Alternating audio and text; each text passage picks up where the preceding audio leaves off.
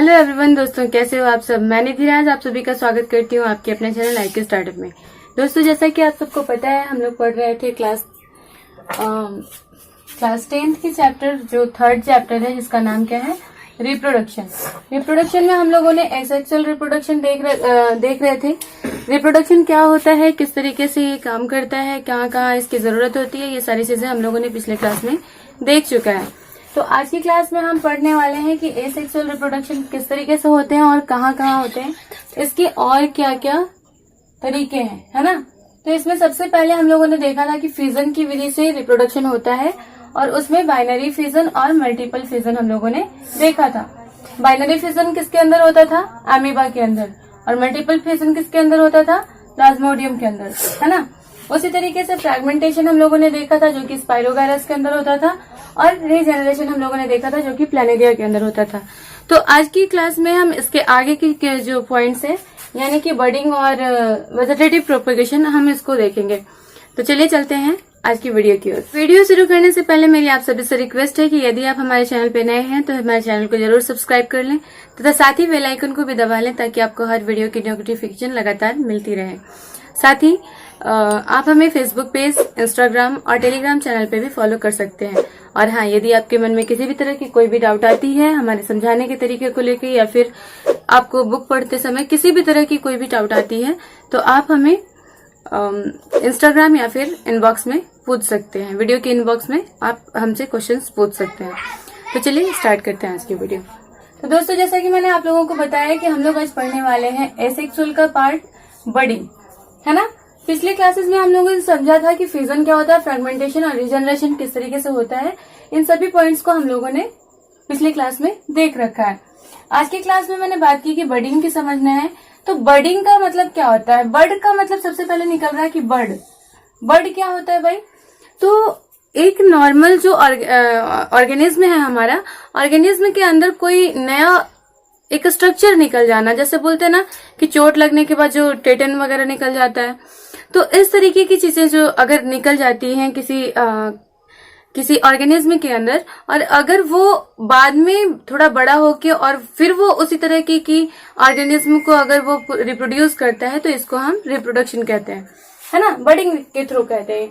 तो ये बर्डिंग के थ्रू रिप्रोडक्शन होता किसमें है, ये पहले देख लें। तो ये ईस्ट के अंदर होता है और साथ ही हाइड्रा के अंदर होता है, ठीक है। ये क्या है, ये हाइड्रा है आपका।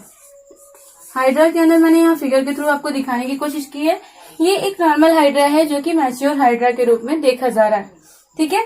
आपको इस हाइड्रा के बाद थोड़ी सी जो सेकंड लेवल में यहाँ पे हुई, ये आपका जो मैच्योर हाइड्रा है वो हो गया। अब ये सेकंड लेवल जैसे ही इसको मिल रहा है, इसमें आप देख रहे हैं कि एक छोटा सा बर्ड यहाँ पे निकला, है ना, बर्ड टाइप स्ट्रक्चर निकल रहा है ना। यही बर्ड जो है, ये आगे चल के ये तीसरे स्ट्रक्चर में क्या हो रहा है कि यहाँ पे थर्ड स्टेप में ये क्या हो रहा है कि थोड़ा बड़ा हो गया, और फिर बाद में ये देख रहे हैं कि ये पूरे हाइड्रा का रूप ले चुका है। फिर क्या होगा कि ये यहाँ से कट जाएगा और कट के एक नए हाइड्रा का, यानी कि स्मॉल हाइड्रा का निर्माण करता है। तो इस तरीके से ये जो हाइड्रा है ये यहाँ से कट हो जाएगा, और कट होने के बाद क्या होगा कि ये जो छोटा सा हाइड्रा आपको दिख रहा है, ये क्या होगा कि फिर बाद में एक मैच्योर बॉडी, जो फर्स्ट लेवल आप देख रहे हैं, बिल्कुल इस तरह का वो मैच्योर बॉडी का निर्माण कर देता है। तो इस तरीके से आपने देखा कि बर्डिंग के थ्रू किस तरीके से एक नए जीव का निर्माण हो गया, एक नए ऑर्गेनिज्म का निर्माण हो गया। तो इस तरह के रिप्रोडक्शन के प्रोसेस को हम क्या कहते हैं, बर्डिंग प्रोसेस कहते हैं। हाइड्रा के अंदर, ईस्ट के अंदर भी बिल्कुल इसी तरीके से होता है कि एक गोल सा स्ट्रक्चर जो ईस्ट के नाम से जाना जाता है, ये क्या है, ईस्ट है ना। सेकेंड लेवल में क्या होगा कि इसमें इस तरीके से एक बर्ड निकला। बर्ड निकलने के बाद ये फिर बर्ड क्या होता है कि बाद में दो ईस्ट का निर्माण कर दिए।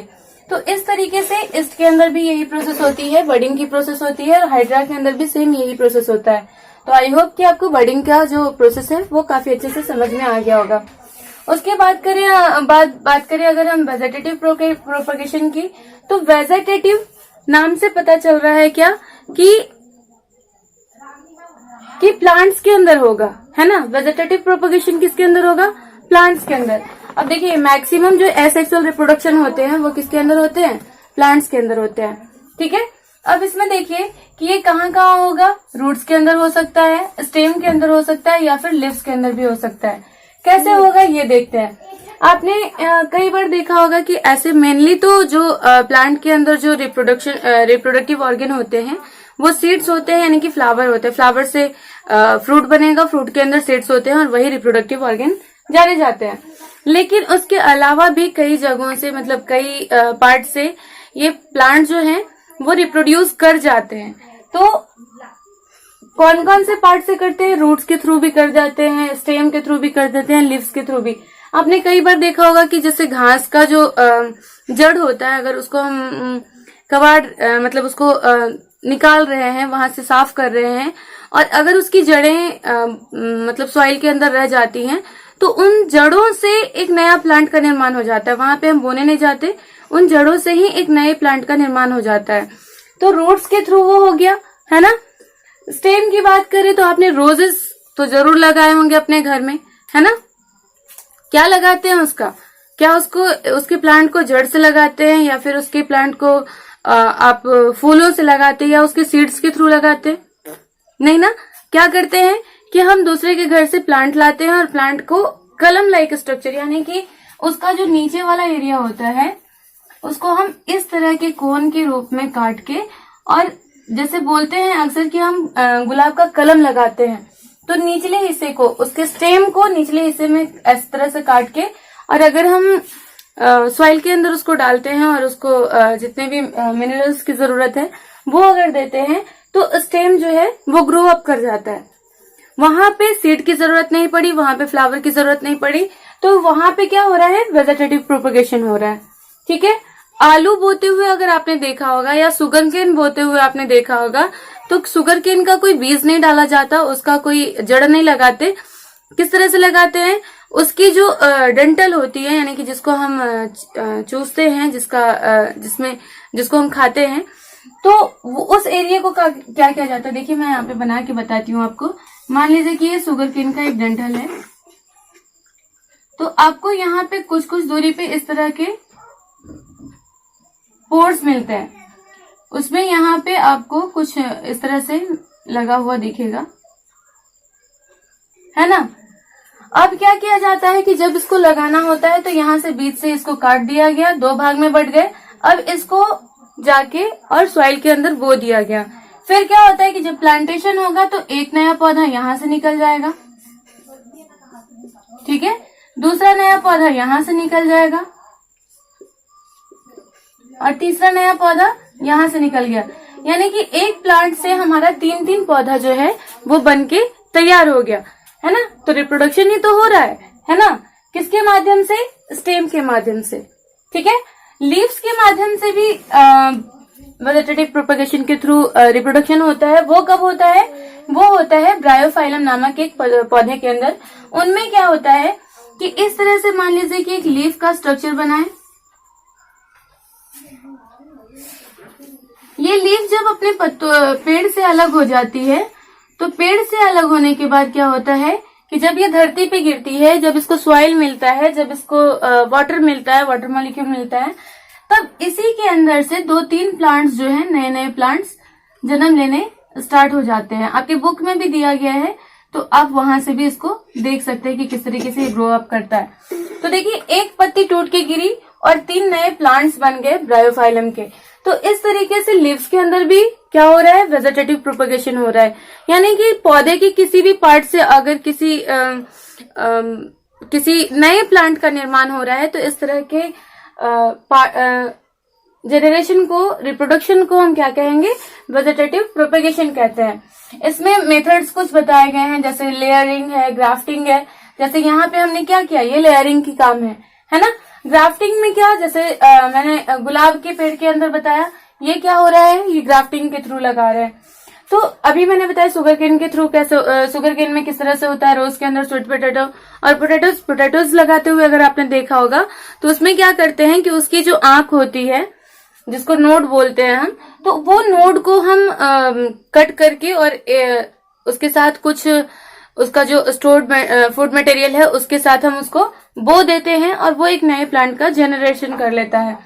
तो इस तरीके से वेजिटेटिव प्रोपगेशन क्या है, आई थिंक आपको समझ में आ गया होगा, है ना। वेजिटेटिव प्रोपगेशन मीन्स कि पौधे अगर अपने रिप्रोडक्टिव ऑर्गन के अलावा अगर किसी और अंग से रिप्रोडक्शन करते हैं, लाइक स्टेम से, रूट से, लीव से, तो उसे हम क्या कहेंगे? वेजिटेटिव प्रोपगेशन कहेंगे। अब बात करें अगर स्पोर फॉर्मेशन की, तो स्पोर फॉर्मेशन क्या है कि यानी कि यहाँ पे भी स्पोर का मतलब होता है बीजाणु। बीजाणु यानी कि बीज बन रहा है, लेकिन पूरी तरह से वो बीज नहीं है। स्पोर का मतलब जो हिंदी अगर बात करें कि स्पोर का हिंदी क्या होता है, तो बीजाणु जनन, इसको स्पोर फॉर्मेशन को हम बोलते हैं बीजाणु जनन। बीजाणुओं से किस तरीके से जनन होता है भाई? तो ये देखिए कि जैसे राइजोप्स जो एक प्लांट है, फंगीज में आता है ये, तो ये करता क्या है कि इसके अंदर क्या होता है कि ये इस तरीके के छोटे से बहुत ही माइक्रोस्कोपिक प्लांट है। अब ये क्या करता है कि ये एक एंथर बनाता है और उसके अंदर ये स्पोर गैमेट है। इसी तरीके से इसमें बहुत सारे स्पोर गैमेट बनते हैं और ये अपने बॉडी के अंदर थ्रेड लाइक स्ट्रक्चर में कुछ बीजाणु पाए जाते हैं। जैसे आपने कई बार अपने घरों में या फिर अगर आप प्लेग्राउंड में खेल रहे हैं तो एक रुई टाइप स्ट्रक्चर देखने को मिलता होगा, जिसके बीच में एक छोटा सा बीज लगा होता होगा और चारों तरफ थ्रेड लाइक स्ट्रक्चर होते हैं, जिसकी वजह से वो बहुत ही हल्का हो जाता है और तैरता चलता है सारी जगह हवा में। कई बार आपने उसको पकड़ने की कोशिश की होगी। तो इस तरह के बीजाणु जब बनते हैं तब यहाँ से ये क्या होता है कि जैसे ही तेज हवाएं चलती हैं तो तेज हवाओं के साथ ये स्पोर्स जब फट जाते हैं तब यहाँ से ये स्पोर्स निकल के एयर के अंदर फैल जाते हैं।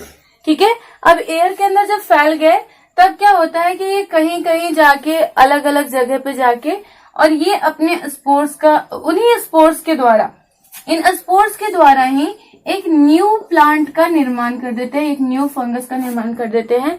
और इस तरीके से स्पोर जो है वो काम करते हैं नए ऑर्गेनिज्म को तैयार करने में, है ना। जब तो स्पोर फॉर्मेशन क्या है कि स्पोर्स के थ्रू अगर रिप्रोडक्शन होगा तो उसको हम क्या कहेंगे? स्पोर फॉर्मेशन कहेंगे। तो आई थिंक आपको बर्डिंग भी काफी अच्छे से समझ में आया होगा कि अगर किसी ऑर्गेनिज्म के अंदर एक छोटा सा बर्ड निकल जाए और ये बर्ड बड़ा होने के बाद फिर उसी ऑर्गेनिज्म का रूप लेके अलग हो जाता है, तब इस तरह के जो रिप्रोडक्शन हो रही है उसको हम क्या कहते हैं? बर्डिंग के थ्रू रिप्रोडक्शन कहते हैं, है ना। वेजिटेटिव प्रोपगेशन में मैंने बताया कि अलग अलग प्लांट जो अलग अलग विधियों से अपना रिप्रोडक्शन करते हैं, लाइक रूट्स के द्वारा, स्टेम के द्वारा, लीव्स के द्वारा। तो ये सारी चीजें जिसमें हम लेयरिंग और ग्राफ्टिंग की मदद लेते हैं। लेयरिंग और ग्राफ्टिंग ये मेथड्स हैं जिनके द्वारा वेजिटेटिव प्रोपगेशन को किया जाता है या ये होते हैं, है ना। तो ये एक वर्ड आपका हमेशा पूछा जाता है कि लीव्स के माध्यम से। देखिए, रूट्स के माध्यम से बहुत सारे ऐसे प्लांट मिल जाएंगे आपको जिसके अंदर प्रोपगेशन होता है। स्टेम के अंदर भी काफी सारे आपको प्लांट मिल जाएंगे जिसके अंदर प्रोपगेशन होता है। लेकिन लीव्स की बात करें तो काफी कम ऐसे ऑर्गेनिज्म हैं जो लीव्स के द्वारा प्रोपगेशन करते हैं। तो ये कौन करता है? ये ब्रायोफाइलम करता है। याद रखिएगा, ये हमेशा पूछा जाता है कि ब्रायोफाइलम एक ऐसा प्लांट है जो कि अपनी पत्तियों के द्वारा क्या करता है? नए पौधों का जनरेशन करता है। ठीक है, स्पोर फॉर्मेशन मैंने क्या बताया कि ये राइजोप्स नामक प्लांट्स हैं जिनके अंदर क्या होता है कि स्पोर्स के द्वारा, है ना, स्पोर्स के माध्यम से क्या होगा कि नए प्लांट्स का फॉर्मेशन होगा। तो इस तरीके से रिप्रोडक्शन के एसेक्सुअल के पार्ट जितने भी थे वो हम लोगों ने पूरे तरह से कवर कर लिया है। हम लोगों ने फिजन भी देख लिया, फ्रेगमेंटेशन भी देख लिया, रीजनरेशन भी देख लिया, बडिंग भी देख लिया, वेजिटेटिव प्रोपगेशन के साथ स्पोर फॉर्मेशन भी देख लिया। तो इस तरीके से ये सारे पॉइंट्स हम लोगों ने देख रखे। 7 पॉइंट्स इसके होते हैं जिसमें हम फिजन को 2 पॉइंट में कहा गया, बाइनरी फिजन और मल्टीपल फिजन। ठीक है, तो एसेक्सुअल रिप्रोडक्शन पूरी तरह से आज कंप्लीट हो चुका है। नेक्स्ट क्लास में हम पढ़ेंगे सेक्सुअल रिप्रोडक्शन क्या होता है और भी कौन कौन से तरीके हैं जिसके द्वारा प्लांट्स और एनिमल्स जो है रिप्रोड्यूस करते हैं। तो मिलते हैं नेक्स्ट वीडियो में, तब तक के लिए बाय बाय।